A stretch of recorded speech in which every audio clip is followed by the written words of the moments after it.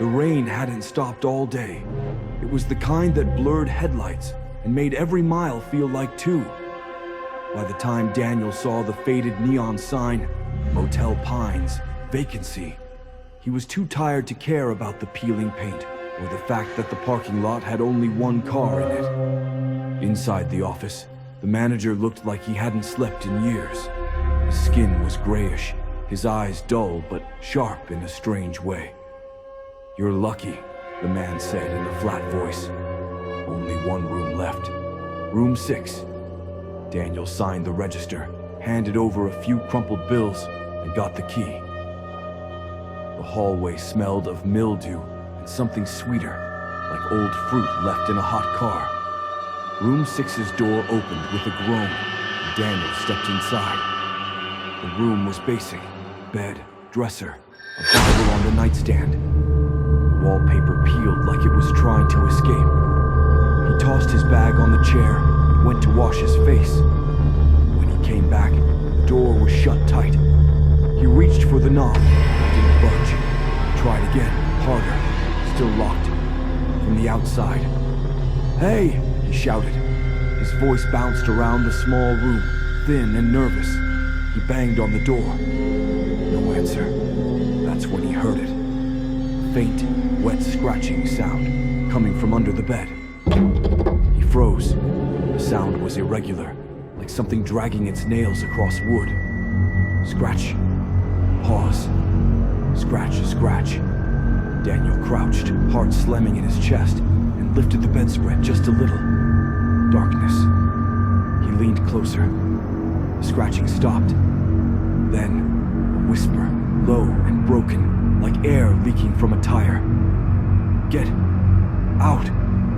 Daniel dropped the bedspread and stumbled backward. He grabbed his phone, but of course, no signal. The room felt smaller now, like the walls were inching in. He pounded on the door again until his fists hurt. The manager's voice floated in from the hallway, calm and distant. "I told you, nobody stays in room 6 anymore." Daniel's mouth went dry. "Then why give it to me?" he shouted. The manager didn't answer. Only footsteps, fading away. The scratching returned. Louder this time. Closer. Something was under there. Something that wanted him to know it was alive. The bed creaked as if weight shifted on it, though Daniel wasn't touching it. The whisper came again, clearer now, almost angry. "He locked me in too!" Daniel's legs gave out. He sank against the dresser, eyes locked on the bed as the mattress began to rise, slow and deliberate, like something was pushing up from underneath. The door handle rattled. A key turned on the outside. Daniel leapt for it. The door opened. The hallway beyond was pitch black. No lights, no sound, just blackness, thick and endless. Behind him, the mattress collapsed with a heavy thud. And then he realized the scratching wasn't under the bed anymore. It was right behind him.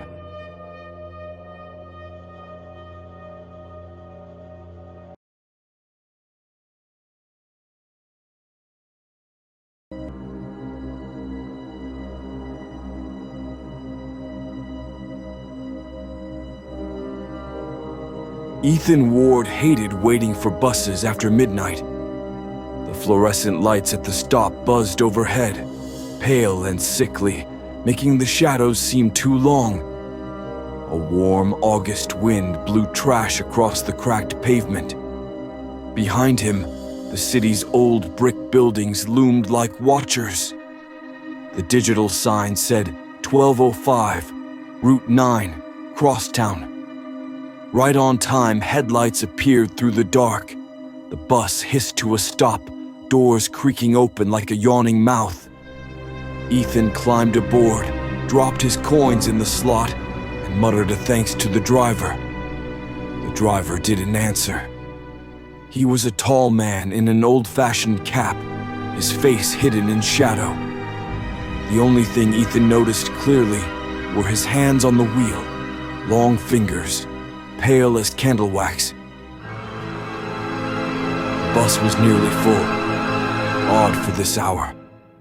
People sat stiffly in their seats, faces turned away, eyes downcast. No one talked. Ethan slid into a seat halfway back. He pulled out his phone, but the screen refused to load anything. No signal, just the little spinning wheel of death. The bus lurched forward. Stop after stop. The bus slowed, hissed, opened its doors. But no one got on.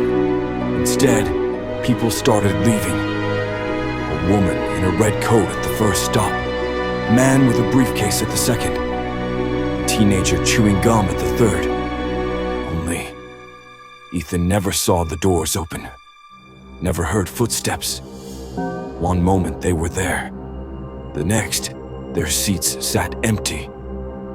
By the fifth stop, only a handful of passengers remained. Ethan rubbed his eyes, trying to stay calm. Maybe he was tired. Maybe he dozed off and missed something. The driver kept his face forward, never once glancing back. At the sixth stop, the old woman across from Ethan vanished. Her shopping bag remained on the floor, rocking gently with the motion of the bus. Ethan's mouth went dry. He leaned forward. "Hey," he whispered to the man in the next row, a heavyset guy with headphones. "Did you see that? She just..." The man turned. His face was blank, like melted wax. No eyes, no mouth, just smooth flesh. Ethan staggered back, a sound choking in his throat. The bus lights flickered. Soon, he was the only passenger left. The city outside had changed. No streets, no lights, just blackness pressing against the windows, as though the bus was driving through the void. Ethan gripped the seat in front of him. "Where the hell are we going?" he shouted. For the first time, the driver spoke. His voice was low, grinding, like stone dragged across stone. End of the line. The bus slowed. Doors opened with a sigh. Ethan looked outside. There was no street, no buildings, just a pale stretch of mist rolling endlessly into darkness. A shape moved within it. Tall, shifting, too many limbs. Waiting. Ethan stumbled back. No, I'm not getting off." The driver turned. Slowly. His face finally visible in the glow of the dashboard. It was nothing but a black hole where a face should be. From the mist outside, the shapes leaned closer, and the bus door stayed open.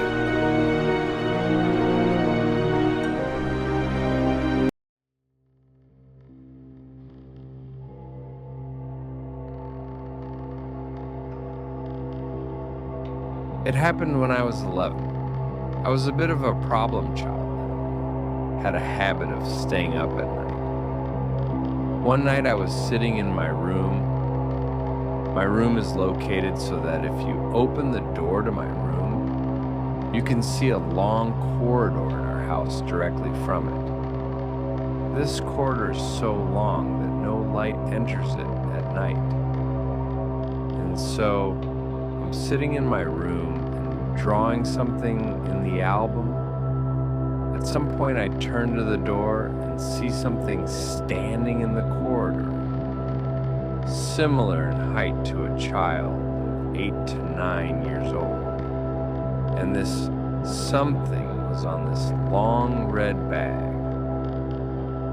At first I did not understand what I had just seen. I began to blink, rub my eyes, do everything to unsee it.